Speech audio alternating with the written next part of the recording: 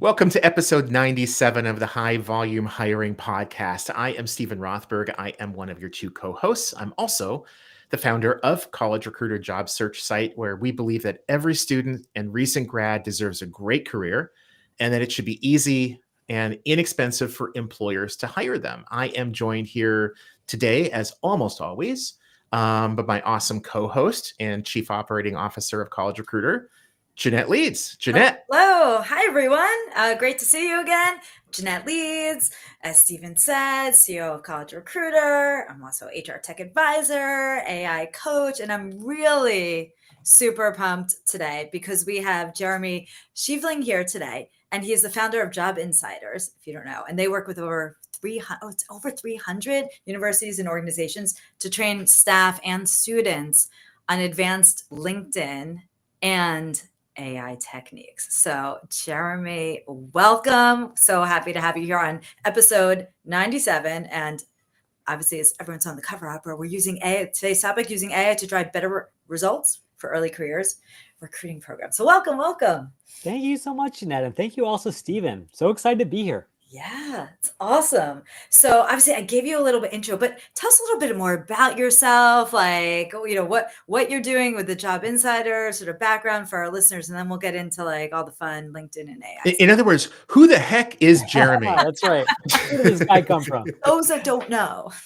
Well, in addition to finding me on the street corner a couple minutes ago, the reality is that, I've had a very lucky career. And my heart goes out to all those early career folks out there just getting their start because their times are tough. Yeah. But, my career has been charmed in two ways. Number one, I got to work inside LinkedIn a while back. So I got to build out the alumni tool that many of you use to find great connections inside companies.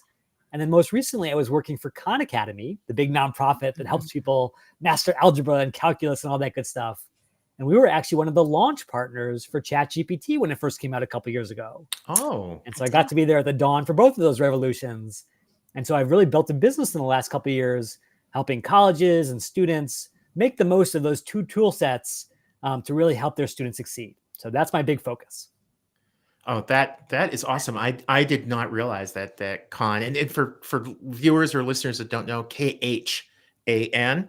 I don't think it has anything to do with the famous Star Trek Star Trek. Right. Although I will say, movie, Sal Khan, the founder, is a huge sci-fi nerd, so sweet. gave it some inspiration. Okay, well, so apparently we booked the wrong person for this episode, but so Jeremy, we wanted to focus on AI, and you're talking to career services and other people at the universities, the students, the grads. Let me take for that first group first. Career services. You're meeting with a room of 100 of them, virtually, in person, whatever. What do you start off by telling them? Yeah. So I think the biggest thing for them is that AI is an opportunity. Mm-hmm. Like, as someone who worked at the Career Center at University of Michigan's business school, I know that a lot of times career services is kind of like the Rodney Dangerfield of academia. No respect, no resources. And then when I see what's happening in academia today, where so many faculty members are basically looking at AI with complete revulsion. They say, oh, this has ruined all my assignments. I have to change everything in how I run my courses. This is a chance for career centers to lead, to say these are incredible tools if used the right way to help you find the right job, win the right job, build a great career. And so I really encourage career center leaders to truly lead on this issue, because this is a rare chance to be at that vanguard. I love that, because it was interesting. I was at the NACE conference, I don't know what month, was that last month? National Association of Colleges and Employers. And I was attending most of the sessions that were for employers, because that's who College Recruiter typically works with. But I popped into a few career services sessions, and there was I don't want to say an anti-AI vibe, but there was which clearly I think is coming from professors, and again, change can be scary. So again, I agree 100%. You got to lead with it. This is not going away. What sort of trends or things that what do you do once you sort of give that first step with them? Is okay, how do you bring them along, I guess is what I'm saying. And then then I want to dive a little bit more into the organizations, right, that are working with career services that may or may not be a little. So let's do both the downside and the upside. I think the reason that so many folks are freaking out about it It's the same reason that we're all freaking out about it. Is AI going to be taking our jobs in the near future? Right. And I think the first time you go to ChatGPT and say, help me figure out 5 roles to pursue after I graduate, and it spits out some pretty good answers, you're like, whoa, oh no, AI is going to be your career coach. I think that really undersells what a great career coach does. Yeah. Knowledge, it's the relationship, it's the warmth, it's the support that no AI will ever provide probably in our lifetimes. And so the reality is a great coach will always be needed. But the upside is a great coach could be spending more time on the actual coaching and less time on the busy work if they use AI the right way. So for example, when I was a career coach at Michigan, I spent a lot of time with my red pen, fixing grammatical errors in resumes and typos in cover letters. That was not necessarily the best use of my time, but we had to get it done. Whereas if you could build your own AI career bot, so your own Michigan bot or your own CalBot or whatever your school is, could you outsource some of that drudgery and then have more time to have real, genuine conversations with your students about their goals, their dreams, and how to get there? I think that's the dream if you're a career coach. I love that. Mm-hmm. And Jeanette, you had a follow-up question. Oh yeah. Well, I was almost gonna okay, now let's flip it to the other side of the coin. And I love it. Yeah. Years ago, I was actually a career coach at Columbia Business School. So it's we actually, and also a campus recruiter. So it's sort of interesting, the combination. I can see all the sides. Okay. So, but now I'm an employer, right? And so,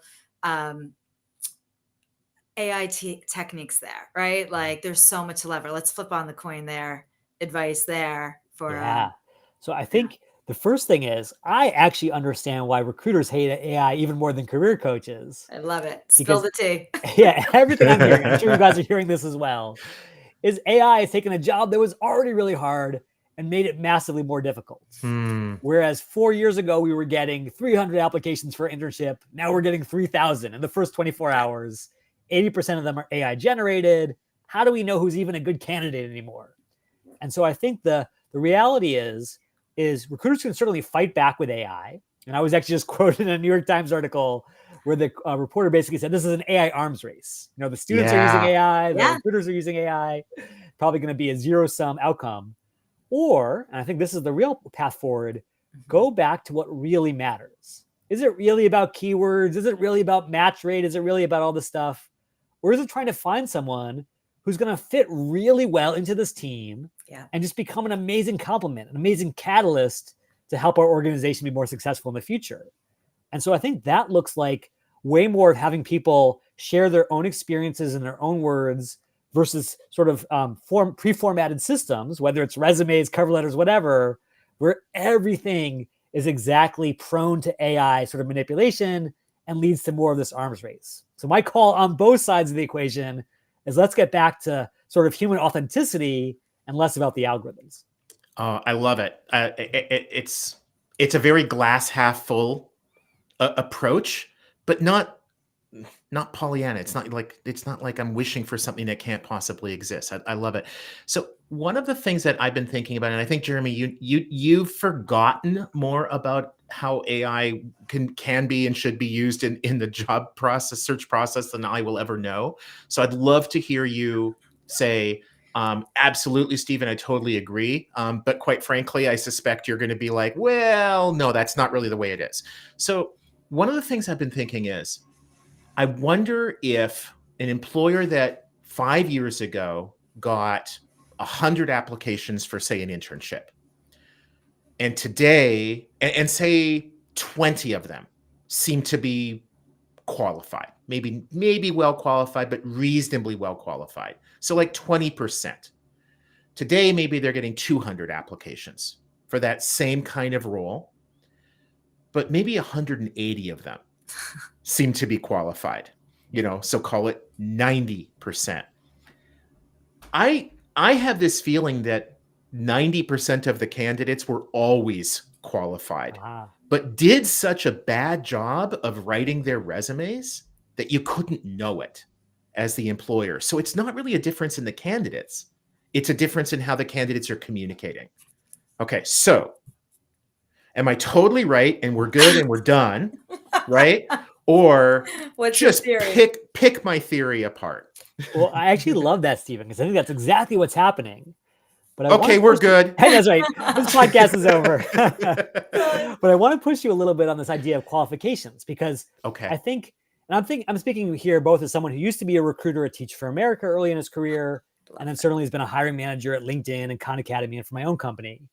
As a hiring manager, my bar for qualification is not just, do you meet the keywords in the job description? Yeah. It's like, are you going to be a rock star for my team? Yes. Are you going to make me look better to my boss? That's where my bar is.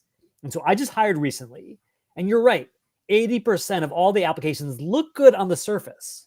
But then I started to notice when I had them write out sort of answers to these questions I challenged them with, the answers were good, but they were all the same. You could see AI right there hiding in plain sight.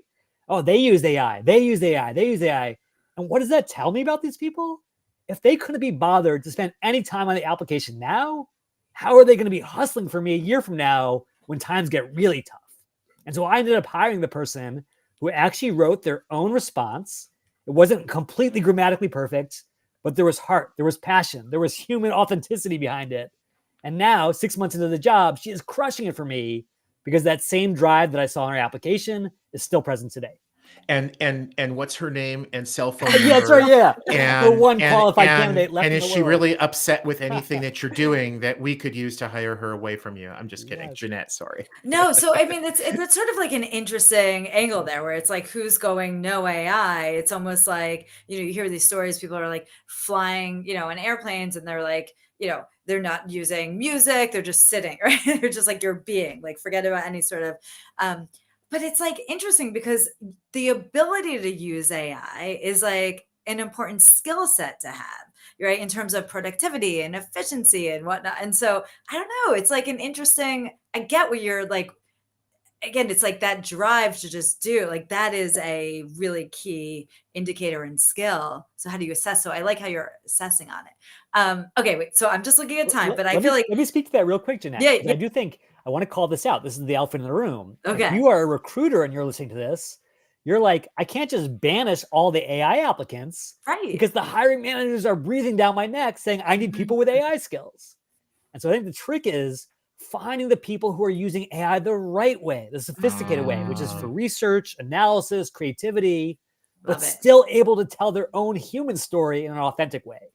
That's the sweet spot. That's the chocolate and peanut butter. I love it. Reese's peanut. I love that. I think that's a really good point. Okay, so let's talk more on the employer side. What else? Like, what can an employer, a recruiter, high volume, right? They're hiring a ton of early careers. Like, how can they use AI? Like, any quick, like, last advice, as we're wrapping up to drive results, like, for themselves or organization, like, Absolutely. give some So advice there. my number one thing is that I think this is going to become more and more apparent as times change, but employer branding is going to be really critical, right? You've got to say, hey, we've got a role to play in this emerging world.